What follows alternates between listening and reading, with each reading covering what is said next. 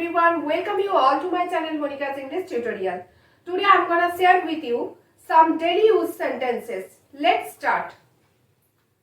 দূরে রাখো, keep away. হালকা ভাবে ধরো, take it easily. এক্ষুনি আসছি, just coming. আবার করো, do again. মোটেও না, not at all. এটা একটু ধরো, hold it a little. hold it a little. এখানে যেহেতু এটা রয়েছে তাই hold it, এবার একটু এর জন্য a little এটা শেষে বসাবো। তাহলে এটা ধরো hold it, একটু এটা মাঝে থাকলেও এটা কিন্তু ইংলিশ সেন্টেন্সের শেষে বসবে। তাহলে সেন্টেন্সটা কি হচ্ছে? hold it a little. Next, নতুন মনে হচ্ছে, সেক্ষেত্রে আমরা বলতে পারি looks new. এবার এটা যদি নতুনের জায়গায় পুরনো থাকে তাহলে কি হবে? নিউ এর জায়গায় জাস্ট ওল্ড বসিয়ে দিলে সেন্টেন্সটা ফর্ম হয়ে যাবে। পুরনো মনে হচ্ছে লুকস ওল্ড, যেহেতু আমি লিখেছি নতুন মনে হচ্ছে তো লুকস নিউ। এখানে এটা একটু ধরো, এটাকে তোমরা হোল্ড ইট আ লিটল ছাড়াও বলতে পারো hold it for a while. তার মানে hold it for a while, that means হচ্ছে এটা কিছুক্ষণের জন্য একটু ধরো। এখানে ফর আ হোয়াইল মানে কিছুক্ষণকে বোঝাচ্ছে। তো এখানে যদি তোমরা একটুর জায়গায় আ লিটল করতে যাও তাহলেও ঠিক, আর যদি তোমরা মনে করো যে ফর আ হোয়াইল লিখবে সেক্ষেত্রেও ঠিক। কিন্তু যদি কিছুক্ষণ থাকে তখন কিন্তু আ লিটল না ইউজ করে তখন কিন্তু ফর আ হোয়াইল ইউজ করতে হবে। ওকে, তাহলে এটা একটু ধরো hold it a little, or you can also say hold it for a while. Next, এখন না পরে, তাহলে কি হবে? Not now, later. সময় মতো এসো, কি হবে? Come on time, come on time. সময় মতো এসো। আমাকে কথা দাও, প্রমিস মি, আমাকে কথা দাও। একটু দাঁড়াও, তার মানে একটু দাঁড়াও অর্থে এখানে কাউকে একটু অপেক্ষা করার কথা বলা হয়েছে, তাই এটা আমরা সেন্টেন্সটা কিভাবে লিখব? Wait, wait a second. সেন্টেন্সটা লিখব ওয়েট আ সেকেন্ড, একটু দাঁড়াও, দ্যাট মিন্স কাউকে একটু অপেক্ষা করতে বলা হয়েছে, তাই ওয়েট আ সেকেন্ড করব। তোমরা ওয়েট আ সেকেন্ডের পরিবর্তে এটাও কিন্তু বলতে পারো স্ট্যান্ড ফর আ হোয়াইল, কিছুক্ষণের জন্য দাঁড়াও, অর্থাৎ একটু দাঁড়াও, বা stand for a while or stand a little এটাও বলতে পারো। কিন্তু একটু দাঁড়াও এর জন্য ওয়েট আ সেকেন্ডটাই বেশি ইউজ করা হয় এবং এটাই বেটার। নেক্সট, চা নাও,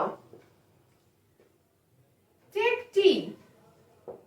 এবার চায়ের জায়গায় যদি অন্য কিছু থাকে তাহলে সেখানে সেই ওয়ার্ডটার জন্য ইংলিশটা বসিয়ে দিলে সেন্টেন্স তৈরি। ভুলের জন্য, ফর মিস্টেক, ভুলের জন্য। মনোযোগ দাও, পে অ্যাটেনশন, পে অ্যাটেনশন, মনোযোগ দাও। আমি মনে করি, আমি মনে করি, আই থিংক। দেখো এখানে যেহেতু মনে করি অর্থাৎ এটা যেমন একটা কাজ, বুঝতেই পারছো মনে করি এটা একটা কাজ, তো এটা কে করছে তার কথা বলা রয়েছে। তার মানে আমি মনে করি, আমিটা এখানে সাবজেক্ট, এখানে যেহেতু সাবজেক্ট রয়েছে তাই সাবজেক্টকে বসিয়ে তারপরে ভার্ব বসালাম। যদি সাবজেক্ট না থাকতো তাহলে সেন্টেন্সটা উল্টে যেত। যেহেতু সাবজেক্ট রয়েছে তাই সেন্টেন্সটা বাংলায় যেভাবে রয়েছে ইংলিশে সেভাবেই ফর্ম করলাম। নেক্সট দেখো, ভরসা রাখো, রেস্ট assured, আমার উপর ভরসা রাখো, সেক্ষেত্রে আমরা কি করব? রেস্ট অ্যাসিওর্ড অন মি, আমার উপর ভরসা রাখো। যদি আমার উপর থাকে তবেই অন মি হবে। যেহেতু আমি অন মি অর্থাৎ আমার উপর লিখিনি, তাই আমি এখানে অন মি লিখলাম না। তোমরা যদি এটা বলো কথার মাঝে যে আমার উপর ভরসা রাখো বা রাখতে পারো, তখন কিন্তু তোমরা রেস্ট অ্যাসিওর্ড অন মি বলবে। ওকে, বিশ্বাস করো, ট্রাস্ট মি। দেখো মি মানে আমাকে, আমাকে বিশ্বাস করো। এখানে কিন্তু আমাকে নেই, কিন্তু তাও আমাকে বসাতে হয়েছে। মি মানে আমাকে, এই ওয়ার্ডটা বসাতে হয়েছে, তবেই কিন্তু সেন্টেন্সটা তৈরি হয়েছে। তাহলে বিশ্বাস করো, ট্রাস্ট মি। এরকম কিছু কিছু ক্ষেত্রে আছে যেখানে হয়তো বাংলায় ওয়ার্ডটা উচ্চ থাকে, সেখানে কিন্তু সেই ওয়ার্ডটা ইংলিশে লিখতে হয়। নেক্সট দেখো, বইটা আনো, কি হবে? ব্রিং দা বুক, বইটা আনো। দেখো বইটা একটা নির্দিষ্ট বইয়ের কথা বলেছি, সেই জন্য বুকের আগে একটা দা ইউজ করেছি। এছাড়াও তোমাদের আমি শিখিয়েছি যে কোনো বস্তুর সঙ্গে টা বা টি যোগ থাকলে তখন কিন্তু দায়ের ইউজ করবে। দেখো বই এর সাথে যেমন টা রয়েছে, তাই বুকের আগে দা ইউজ করেছি। ওকে, তাহলে বইটা আনো, ব্রিং দা বুক।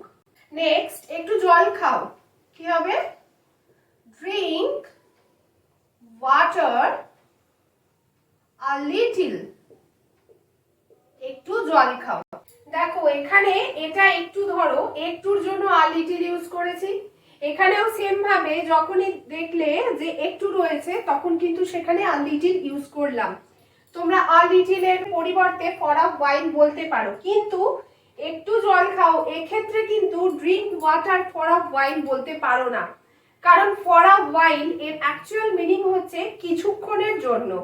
তাহলে আমরা যদি বলি একটু জল খাও, সেখানে ড্রিঙ্ক ওয়াটার আ লিটল বলতে হবে, সেখানে কিন্তু ফর আ হোয়াইল বললে চলবে না। কিন্তু যখন একটু দাঁড়াও অর্থাৎ কিছুক্ষণের জন্য দাঁড়াও, সেখানে কিন্তু আমরা বলতে পারি কিছুক্ষণের জন্য জল খাও, এটা তো হতে পারে না, কিছুক্ষণের জন্য দাঁড়াও এটা হতে পারে, তাই সেখানে ফর আ হোয়াইল ইউজ করা হয়েছে।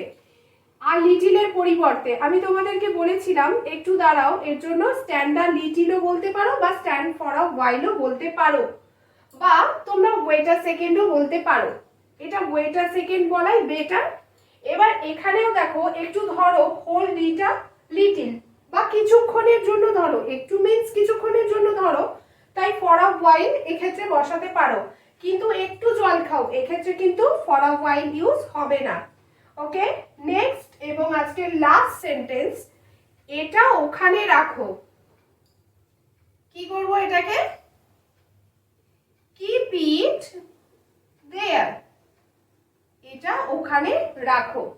তো আজকের লেসন এই পর্যন্তই। দেখা হচ্ছে তোমাদের সাথে পরের লেসনে নতুন কোনো কন্টেন্ট নিয়ে। ততক্ষণ পর্যন্ত তোমরা ভালো থাকো, সুস্থ থাকো। আর আমার চ্যানেলটি এখনো পর্যন্ত যারা সাবস্ক্রাইব করোনি, যারা আমার চ্যানেলে নতুন ভিউয়ার্স রয়েছে, তারা প্লিজ আমার চ্যানেলটি সাবস্ক্রাইব করে দাও এবং পাশে থাকা বেল আইকনটি প্রেস করে দাও।